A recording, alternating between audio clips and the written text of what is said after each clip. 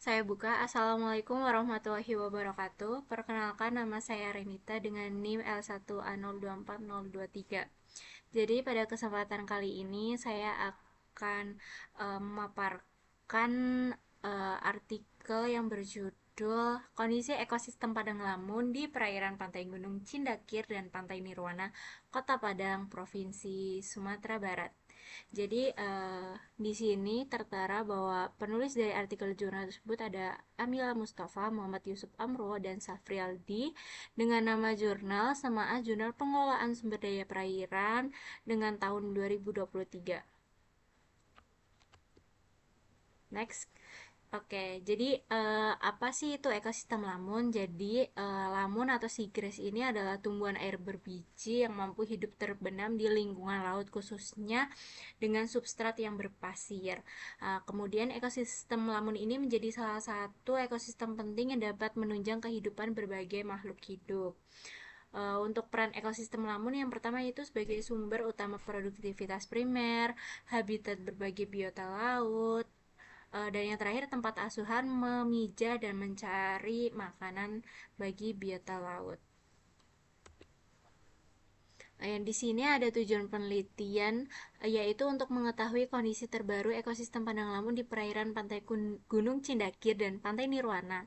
Nah, untuk aspek apa aja sih yang dikaji? Yang pertama itu jenis lamun yang ditemukan, kemudian persentase tutupan lamun di sekitar lokasi pengamatan, dan status kesehatan ekosistem padang lamun.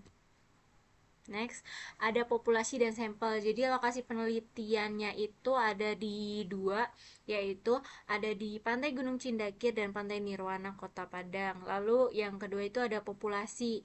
Nah, populasinya itu adalah seluruh ekosistem lamun di kedua pantai. Lalu yang terakhir itu ada sampel. Untuk sampelnya itu ada tutupan dan jenis lamun yang diambil melalui metode transek kuadrat dan pengambilan datanya dengan purposive sampling. Jadi metode transek kuadrat, transek kan adalah garis lurus yang ditarik di atas padang lamun tersebut. Sedangkan kuadrat itu kan adalah bingkai atau frame yang berbentuk segi empat sama sisi yang diletakkan di atas garis tersebut.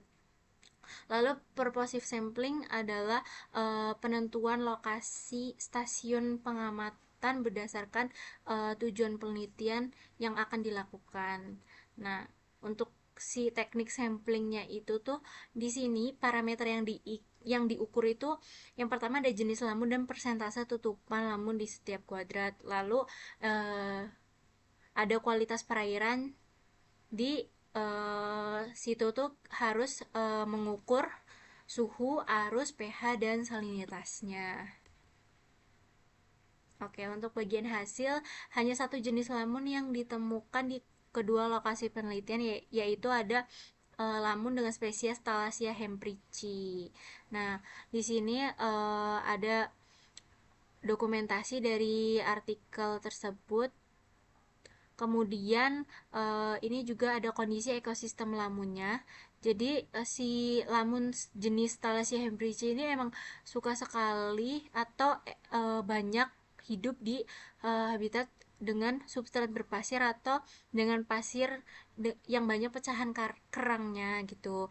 Terus kedua itu ada persentase tutupan lamun. Jadi yang pertama ada Pantai Cindakir, persentasenya itu 26 sampai 95% yang menandakan bahwa status di uh, stasiun pengamatan yang pertama ini itu uh, statusnya miskin atau rusak. Kemudian ada yang kedua Pantai Nirwana, yaitu persentasenya 41,44% yang menyatakan juga bahwa statusnya itu kurang kaya atau rusak juga. Terus di bagian teknik sampling ini alat metode yang digunakan di transek kuadrat ya. Yang pertama itu ada kuadrat berukuran 50 cm kali 50 cm dengan 4 subpetak. Terus yang kedua itu ada roll meter sepanjang 100 meter, ada pelampung kecil, GPS, dan lembar kerja. Masuk ke prosedur pengambilan data. Jadi yang pertama itu survei awal untuk menentukan lokasi atau stasiun penelitian. Lalu yang kedua itu membuat transek dengan menarik roll meter sepanjang 100 meter ke arah tubir. Kemudian tempatkan kuadrat 50 kali 5 pada titik 0 meter di sebelah kanan transek. Lalu yang keempat, tentukan nilai persentase tutupan lamun pada tiap kotak kecil dalam kuadrat. Jadi pada gambar yang terlampir ini itu untuk metode transek kuadrat. Jadi si persentase tutupan lamun itu diukur pada kotak-kotak kecil tersebut. Nah, yang kelima itu tiap kotak kecil itu dicatat komposisi jenis lamunnya untuk identifikasi. Kemudian pasang patok atau penanda pada titik akhir pengamatan. Lah biasanya itu tuh patok atau penandanya itu bisa menggunakan pelampung kecil tersebut. Lalu tandai posisi titik akhir dengan GPS dan catat titik koordinatnya. Lalu untuk hasilnya itu bisa dicatat di lembar kerja.